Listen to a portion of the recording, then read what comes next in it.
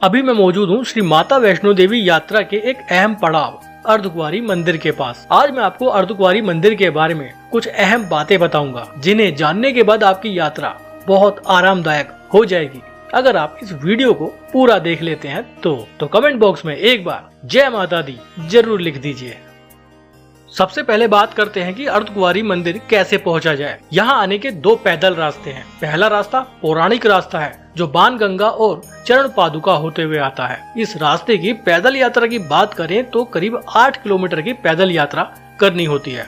दूसरा रास्ता ताराकोट मार्ग है। इस रास्ते पर भी करीब 8 किलोमीटर की पैदल यात्रा आपको करनी होगी। दोनों रास्ते बहुत खास हैं, जहां पौराणिक रास्ते पर पूरा बड़ा बाजार देखने के लिए मिलता है, वहीं नए ताराकोट मार्ग पर बहुत शांति रहती है। बहुत आरामदायक रास्ता है क्योंकि इस रास्ते पर घोड़े, खच्चर, पालकी नहीं चलते हैं। बहुत ज्यादा भीड़ भाड़ भी नहीं रहती है, खड़ी चढ़ाई भी नहीं है। वहीं पुराने रास्ते पर ज्यादा भीड़ भाड़ रहती है। घोड़े, खच्चर, पालकी सभी लोग पौराणिक मार्ग से ही जाते हैं। रास्ते की चौड़ाई भी थोड़ी कम है, खड़ी चढ़ाई भी आपको देखने के लिए मिलेगी। पसंद आपकी है, आप किसी भी रास्ते से होते हुए अर्धकुंवारी मंदिर तक पहुंच सकते हैं। मैं नए रास्ते से यानी ताराकोट मार्ग से अर्धकुंवारी मंदिर पहुंचा हूं, जो मैंने पिछली वीडियो में आपको दिखाया था। अगर आपने वो वीडियो नहीं देखी है तो वीडियो का लिंक इस वीडियो के डिस्क्रिप्शन में मिलेगा। आप ताराकोट मार्ग से अर्धकुंवारी कैसे पहुंच सकते हैं, पूरी जानकारी वीडियो में दी गई है। अब मैं आपको एक एक करके अर्धकुंवारी मंदिर में मौजूद सभी सुविधाओं के बारे में बताऊंगा, ताकि आपकी यात्रा बहुत आरामदायक और सुखद हो जाए। अर्धकुंवारी मंदिर की मान्यता बहुत ज्यादा है। श्री माता वैष्णो देवी के दर्शन के लिए श्रद्धालुओं का साल भर आना जाना लगा रहता है। माता वैष्णो देवी उत्तर भारत की सबसे प्रसिद्ध सिद्ध पीठ में से एक है। यह भी माना जाता है कि यहाँ आकर माता के दर्शन करने का सौभाग्य सिर्फ उन्हीं को मिलता है जिन्हें माता का बुलावा आता है। माता वैष्णो देवी के पिंडी दर्शन के बाद या फिर पहले श्रद्धालु अर्धकुंवारी के दर्शन करने के लिए भी जरूर आते हैं। उस गर्भजून गुफा में दर्शन करते हैं जिसमें माता वैष्णो देवी ने 9 महीने बिताए थे। पौराणिक कथा के अनुसार माता वैष्णो देवी का एक भक्त श्रीधर था। वह निसंतान होने के कारण बहुत दुखी था। एक बार नवरात्रि पूजन के समय उसने कुंवारी कन्याओं को अपने घर बुलाया। उन्हीं कन्याओं में माता वैष्णो देवी भी कन्या का रूप धारण कर अपने भक्त श्रीधर के यहाँ आ गईं। पूजन के बाद सभी कन्याओं के घर जाने के पश्चात माता वैष्णो देवी ने वहाँ रुककर श्रीधर को आदेश दिया कि वह सभी लोगों को अपने घर पर भोजन करने के लिए न्योता दे। भक्त श्रीधर ने कन्या की आज्ञा का पालन करते हुए आसपास के गांव में अपने घर भोजन का बुलावा भेज दिया। साथ ही उसने गुरु गोरखनाथ, उनके शिष्य भैरवनाथ और उनके सभी शिष्यों को भोजन के लिए आमंत्रित किया। यह संदेश सुन सभी लोग चकित हो उठे कि ऐसी कौन सी कन्या है जो पूरे गांव के लोगों को भोजन कराना चाहती है। गांव के सभी लोग पंडित श्रीधर के घर पर भोजन के लिए पहुंचे। तब मां वैष्णो ने सभी को भोजन परोसना शुरू कर दिया। जब वे भोजन परोसने भैरवनाथ के पास पहुंची तब भैरवनाथ ने हलवा पूरी खाने से मना करते हुए मां वैष्णो से मांस व मदिरा परोसने को कहा, लेकिन मां ने ऐसा करने से इनकार कर दिया। लेकिन भैरवनाथ ने अपना हट नहीं छोड़ा। मां वैष्णो भैरवनाथ के मन में छिपे कपट को पहचान गयी और रूप बदलकर त्रिकुटा पर्वत पर चली गईं। वर्तमान काल में इस गुफा को ही अर्धकुंवारी या गर्भजून गुफा कहा जाता है। त्रिकुटा पर्वत पर जाकर मां ने गुफा में रहकर 9 महीने तपस्या की और बाहर आकर भैरवनाथ को वापस लौटने के लिए चेतावनी दी। लेकिन भैरवनाथ ने मां वैष्णो देवी की बात नहीं मानी, जिसके बाद माता ने महाकाली का रूप धारण कर भैरवनाथ का संहार कर दिया। भैरवनाथ का कटा हुआ सिर जहाँ गिरा उसी स्थान पर भैरवनाथ मंदिर का निर्माण हुआ है और अर्धकुंवारी वही जगह है जहां माता रानी ने 9 महीने एक गुफा में बिताए थे, जिसे गर्भजून गुफा के नाम से जाना जाता है।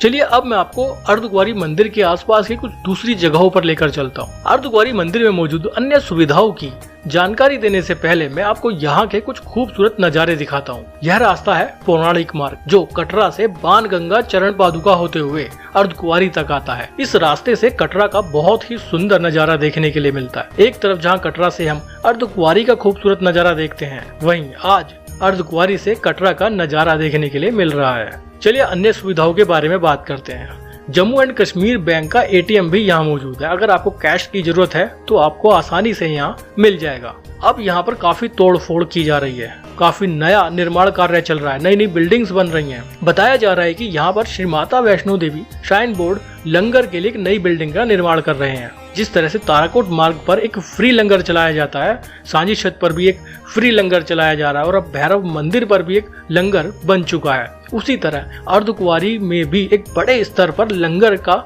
निर्माण होने वाला है, जहां पर आने वाले श्रद्धालु प्रसाद ले सकेंगे। चलिए आगे चलते हैं, आगे की कुछ दूसरी सुविधाओं के बारे में आपको बताऊंगा। ये वो जगह है जहां से अलग अलग रास्ते बट जाते हैं। एक रास्ता सीधा ऊपर की तरफ भवन के लिए चला जाता है, जो वाया हाथी मत्था और सांझी छत होते हुए जाता है। यहाँ सामने एक बहुत बड़ी खुली जगह है, एक बहुत बड़ा मंदिर परिसर है, जहाँ पर गर्भजून गुफा मौजूद है। गर्भजून गुफा में दर्शन करने के लिए कुछ अलग नियम है। चलिए अब मैं आपको वो बता देता हूँ। काउंटर नंबर 2 पर गर्भजून गुफा में दर्शन के लिए टोकन लेना पड़ता है। गुफा बहुत छोटी है, बहुत संकरी गुफा है। एक एक व्यक्ति ही एक बार में, एक एक श्रद्धालु ही गुफा के अंदर जा पाता है, तो उसमें बहुत ज्यादा समय लग जाता है। ग्रुप के हिसाब से टोकन व्यवस्था मौजूद रहती है। जैसे आप यहाँ देख रहे हैं कि सामने ग्रुप नंबर 350 लिखा हुआ है, तो जिसके टोकन पर 350 नंबर लिखा होगा उस ग्रुप को ही गर्भजून गुफा में दर्शन के लिए भेजा जाता है। इस सब में बहुत ज्यादा समय लग जाता है।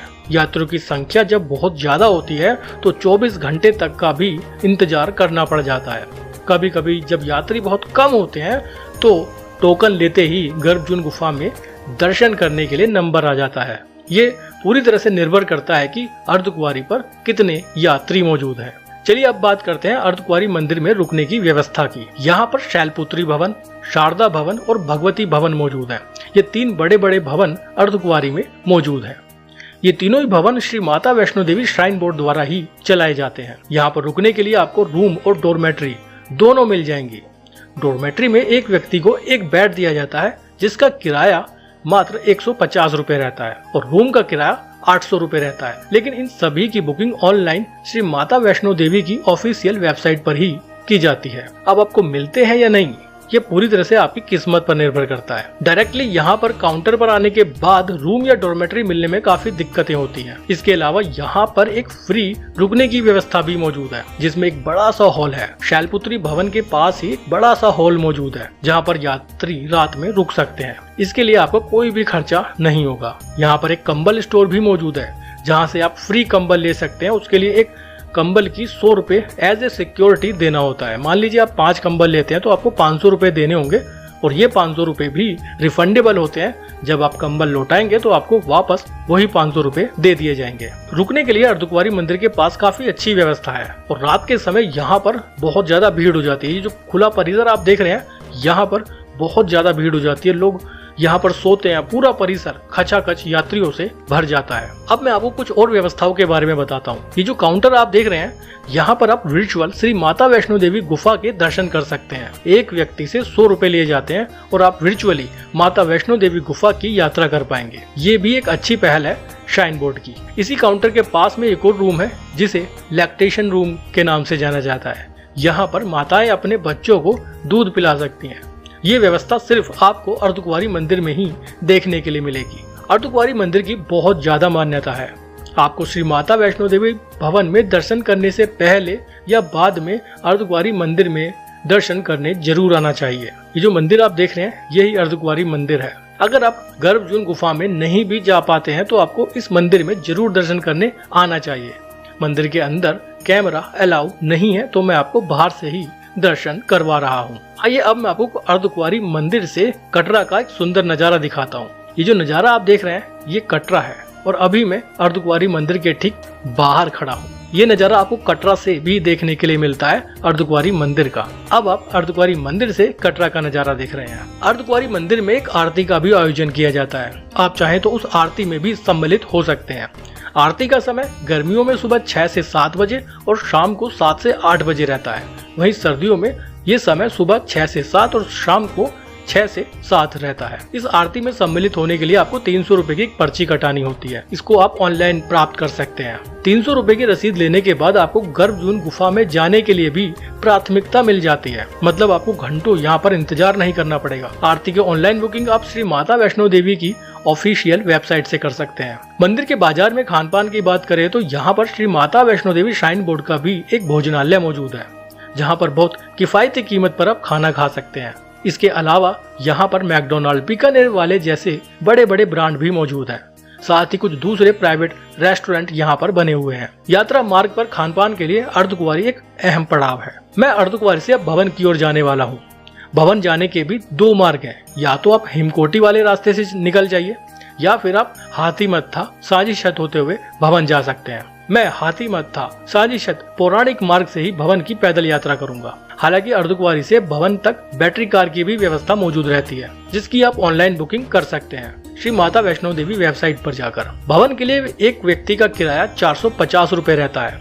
वहीं अगर आप भवन से अर्धकुंवारी वापस आते हैं तो किराया 300 रुपए प्रति व्यक्ति रहता है। अलग अलग स्लॉट में बुकिंग की जाती है। ऑनलाइन बुकिंग करके आएंगे तो सुविधा रहेगी। यहाँ काउंटर पर आकर बुकिंग करने में थोड़ा समय लग जाता है, लेकिन पैदल यात्रा का अपना एक अलग महत्व है। तो मैं पैदल यात्रा करूंगा पौराणिक मार्ग से हाथीमत्था और सांझी छत होते हुए।